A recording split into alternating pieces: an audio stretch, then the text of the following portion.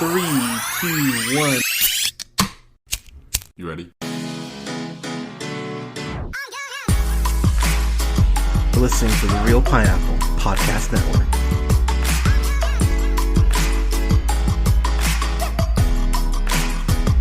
Good evening, everybody. Thank you so much for listening. This is the Real Pineapple.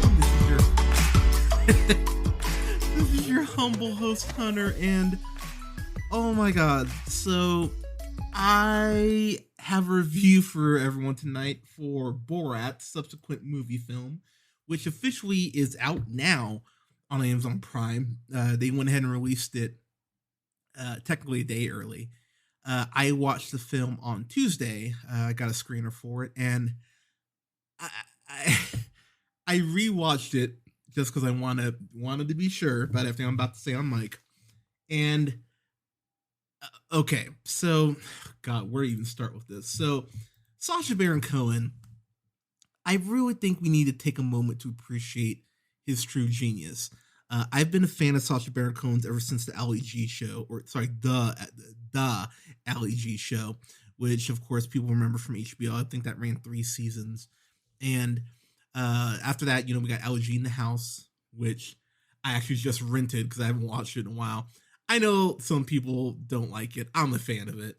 The only movie I don't really love is Bruno, and I even like Bruno. Some parts, not all of it, but Borat, of course, was a huge global smash when it came out.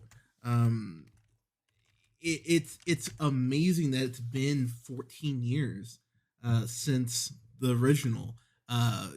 Keep in mind, Sasha Baron Cohen won a Golden Globe for his portrayal. Obviously, the most insane scene being the hotel chase there. That was insane. But what I appreciate about this movie is that, as insane as it is, and my God, so I'm gonna try to dance around spoilers on this because I really want people to go into this as fresh as possible. But the amount of stuff that is crammed into a 97-minute film is really impressive. So just starting off here, Sasha Baron Cohen once again portrays Borat, and he has been working in not a coal mine, but he's been forced to work as a slave essentially because Kazakhstan became such a laughingstock after the success of the last film. It was big in America, but people in Kazakhstan hated it, and so he's been forced into this life of slavery essentially. And there's even this point where he's tied to this like one of those old school carnival machines. He's tied to it. Someone hits the button, uses the hammer, thing goes up, hits him between the crotch. I'm like, oh my God, like that's how the movie starts. It's like 3 minutes in. And so Sasha Baron Cohen is recruited to go back to US of A to go ahead and deliver a present to as he calls him, McDonald Trump, which it's oh my God, this movie's so great. So he goes ahead and goes back to America. He goes by a boat, which takes him 22 days to get there, which I got a very hard laugh out of. But before that, he discovers that he has a daughter who is, by the way, trapped, like tied to in this barn essentially. And I'm just like, wow, okay. But what I love about this movie, one of the many things I love about this movie, is that it does have callbacks to the last film. He goes back to his home after being given this new assignment, and his neighbor, the one that couldn't afford the clock radio, he's taken over his house. His kids hate him. His kid, one of his kids, I think it's Huey Lewis. Yeah, Huey Lewis. He's the one to go. He goes, "I'm so ashamed of you. I hate my name. I changed my name to Jeffrey Epstein." I'm like, oh my God. And the thing is, that joke is on the mild side. This film, I'm gonna stand by what I'm gonna say. Sasha Baron Cohen is one of the most important comedians we've had in the last 50 years, because between Borat, between Alan G's show, between Who is America, which got Golden Globe and Emmy nominations and well deserved, might I add. He has this level of fear that is almost bordering on being suicidal because of how little of a fuck he gives. It's honestly impressive. And as someone who has tried so hard to not give a fuck 24/7, I find genuine admiration in the fact that he's able to just dive into this character with reckless abandon. And let's be clear, at points, it's definitely reckless abandon. But again, I have so much respect for what this guy does. So he goes ahead and goes back to America. And so what's so fascinating about this is that the movie addresses the big elephant in the room, because when I heard they were doing another Borat, my first thought was Borat made all this money. He won his Golden Globe. He's known now. People know who he is. So how the hell is he going to get away with doing a whole nother film? And the movie addresses that right out the gate. So he's in Texas, I want to say, and he's being chased around by people. People are like, oh my God, Borat. There's a scene where he's running through the streets and he has a shirt on, but he's in his tiny whities. I'm like, oh my God, that's how are you not getting arrested? But he goes to a costume shop to go ahead and disguise his appearance, and he buys multiple costumes because he makes a couple costume changes throughout the film. There are so many bits here, and again, I'm gonna touch on just a couple of them because I really don't want to give too much away. There's a bit where he goes to get a cell phone, and and this guy is teaching him, Brian, I want to say his name is teaching him how to use this new phone. And he tells him, oh yeah, you can use Google Assistant to figure out, restaurants near you and all this. And so he looks up, I'm not gonna get the exact term right, but he looks up porn.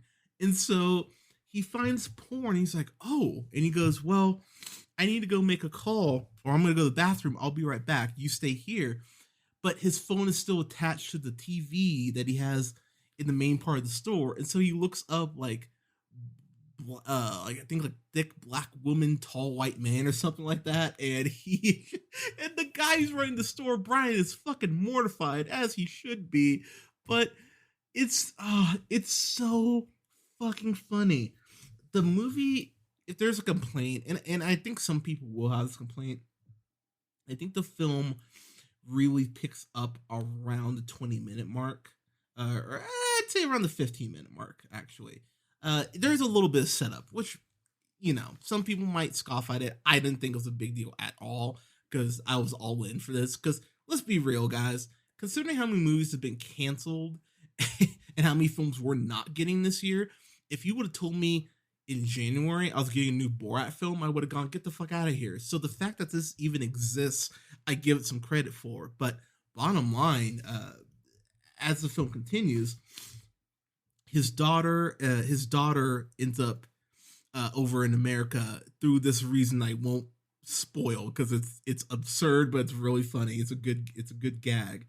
And again, there are so many things I want to talk about in this movie, and I know I normally do spoiler reviews, but I really want people to discover this for themselves. So I'm just gonna go through a couple things here. So the daughter, who's played by a newcomer, she doesn't have any major acting credits or anything like that. Maria Baklava. She plays Borat's daughter, Sandra Jessica Parker Sagdiv, which the name itself alone is hilarious. She is fearless. And I was a little concerned because you think about someone like Sasha Baron Cohen, you go, who's going to be able to match him on that level? And so much credit to Maria Baklava. She is a badass. And there's this scene where she's talking to these women, and I will just leave it at that. That scene in particular made me cringe, but in the best way. I'm like, this is perfect. This is excellent. This is everything I didn't know I wanted. So the purpose of the daughter is to be offered as a present to Donald Trump. You've seen it in the trailer, but Borat tries to go ahead and get his daughter to be presentable for, as he calls him, pussy hound Mike Pence, which, God, even hearing pussy, pussy hound and Mike Pence in the same sentence was hilarious in its own right. But the whole process of getting her like prepped up and glamour, giving her a makeover, essentially. What I found interesting about it is that, so because of Kazakhstan rule, she has to live in a cage or sleep in a cage. So they go to this farm feed store to get her a cage, and the owner, the owner looks so confused because Borat asks him, "Hey, what size cage should I get for a girl to sleep in?" And the owner at first is kind of like, "What the fuck?" But he goes over the most expensive cage, $900. The owner goes, "Well, whatever. I'll just look the other way," which I think is a whole other issue in itself. But that scene in particular is where the movie really picks up, and it really doesn't stop from there. There is this great story about Queen Melania, and I'll leave it at that. The way it's told and the style it's told was incredibly hilarious to me, and also the way that they really do poke holes in her and Trump's marriage, because good and damn well she does not love him. Yeah, I won't go off on that, but come on, like really, like she saw him and went, "Oh, I have to be with." Come on. So she, so Sandra Jessica, she is talking to this one woman who's like an Instagram influencer, and she's talking about women and how women need to be like weak, and how you don't ever want to be aggressive, you want to be submissive.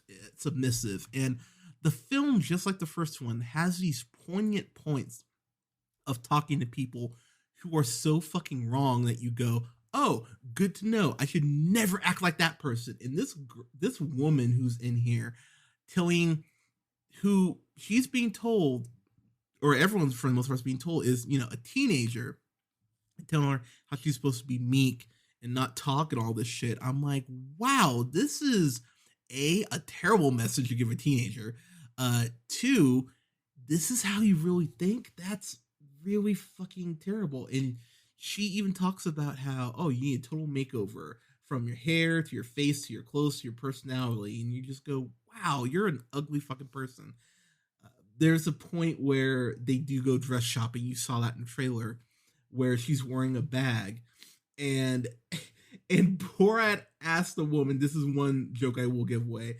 He asked her, where's the no means yes section? And now I was like, oh my fucking God. And she laughs. She owns the fucking store. She laughs. I'm like, wow, okay. The thing that probably caught me the most off guard, just like the first one, this is really, at the end of the day, it's a story about a father and a daughter, and about being a decent parent, which when it gets surprisingly sweet, it is always, because with what you see in this movie, and again, dancing around, but with what you see in this film, when the sentimental moments come up, you are going to go, really? And the things, the film pulls them off. So it's not just, because I can already hear some people, probably Republicans, if I'm being honest, probably going like, oh, because look, let's call it what it is. He's in Texas at many points in this film. He ends up at a rally, and that's all I'll say there. It doesn't paint a lot of Trump voters in a great light. It's I can already hear Trump voters yelling about how this is, gotcha journalism, like Parks and Rec and all that, but he shows these people for who they are, and he ends up staying with these two gentlemen. I can't remember. I think it's Jeff and Jake. I want to say something like that. So while they're terrible, and they're talking about how like Obama is like a terrorist and all this shit, the classic greatest hits, by extreme right wing people, they never freak out on him, even when he's dancing around in his underwear. They never degrade him, even though he's playing, someone not from the U.S. So I have to give them a small bit of credit for being somewhat decent people outside of their, their insane political views. Uh, Borat does also sing a song, and that's one of the last things I'll give away. That I just thought, wow, to get all these people to sing this song and to sing it gleefully, what does that say about us as a country? It speaks very low to where we are, and it you're gonna learn something watching this. I mean, you will laugh, but I think as a country, it's gonna really show people, man, we have a long way to go. Uh, it's pretty insane. So, last thing I will mention, we have to address the elephant in the room. Rudy Giuliani, of course, freaking out on Twitter because he felt like he got set up, which he didn't. So I'm gonna read Rudy Giuliani's tweet because I want to read it verbatim. So let me see here.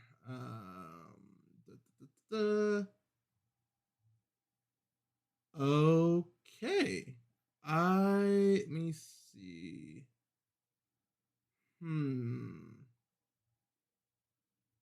Okay. I'm actually having a hard time finding that. I think he might have. Oh, here we go.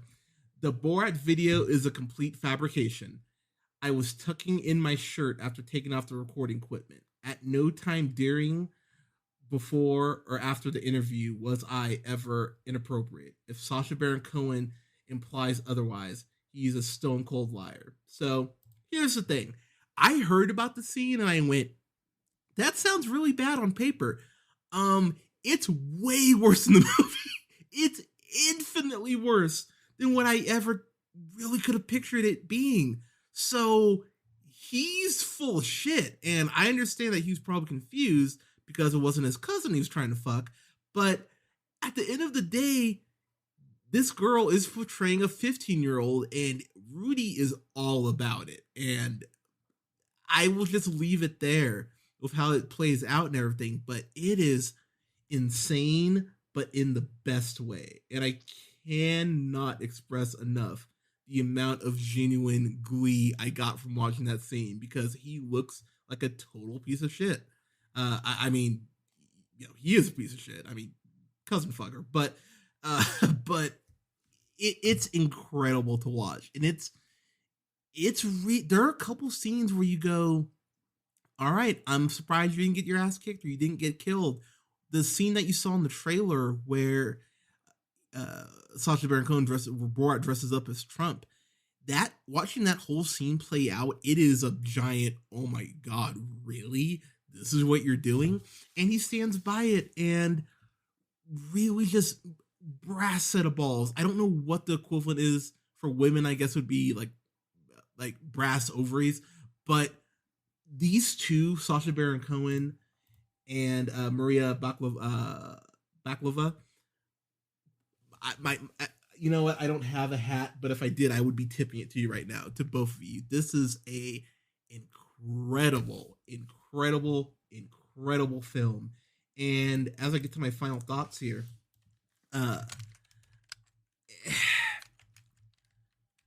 this film, there is so much about this that's going to make people think, but it's going to make you laugh. I haven't laughed this hard in a while.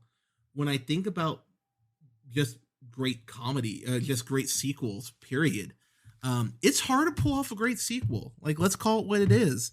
There's a reason the term sophomore slump exists. When I think about the best comedy sequels, I think about something like a 22 Jump Street. I think about something, if you want to count it, like a Shrek 2.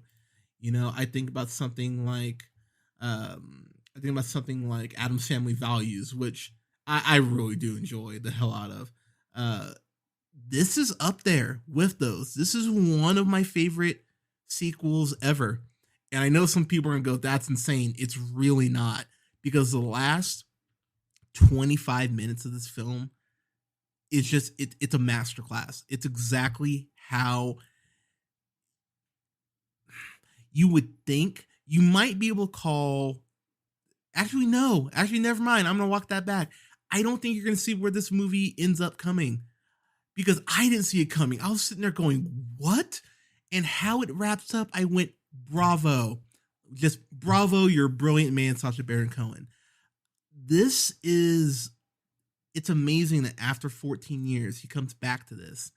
And it's like he never left. And I would love to talk to Sasha Baron Cohen, add a character. And I'd love to know, because I'm assuming Who Is America influenced him a lot to get back in the saddle, as it were, as this character. But this film works so well, even with what some people will call slow start. You were so rewarded for watching for every minute of this film, and it's something that everyone should watch. Lord knows I think we could all use a laugh, but yeah, this is a fan-fucking-tastic of the highest order. I don't know if I'll see a comedy that's better than this for the rest of the year. This was just excellent, start to finish. I love this movie, and again, to everyone involved with this, bravo. I don't know how you pull this off. I don't know how this is better for me than the first Borat. Not by much, by like a hair, but it's a better film for me. I laughed harder.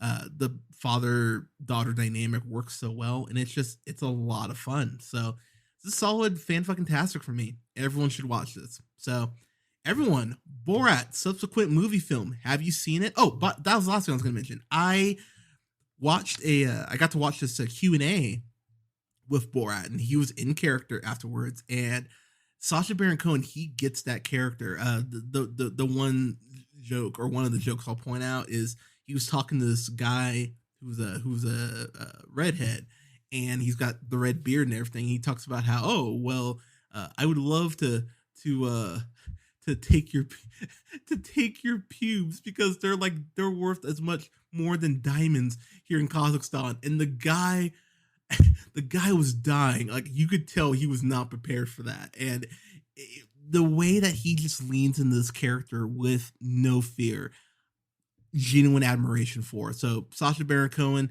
everyone involved, my hat is off to you. Bravo, fan-fucking-tastic. But Borat, subsequent movie film. Have you seen it? Let us know what you thought in the comments.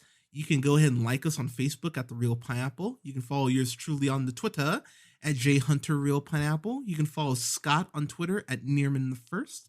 And don't forget to like, share, and subscribe. You can find us on SoundCloud, Apple and Google Podcasts, Podbean, Stitcher and iHeartRadio, Spotify, and Amazon Music at The Real Pineapple. Thank you so much for listening. We'll have reviews up this weekend for The Witches. We'll have reviews up for Blade 1 and Blade 2. And I think I'm going to watch The Birds this weekend. Haven't watched that. I've been wanting to get in this back into Hitchcock, so have a review up for that as well, for the Real Spooky series as we get closer to Halloween, because we are 8 days away, essentially. But everyone, please stay safe out there. Wear a mask. Don't forget to vote. Take care of each other. Love on each other. And we'll talk to you soon. Take care.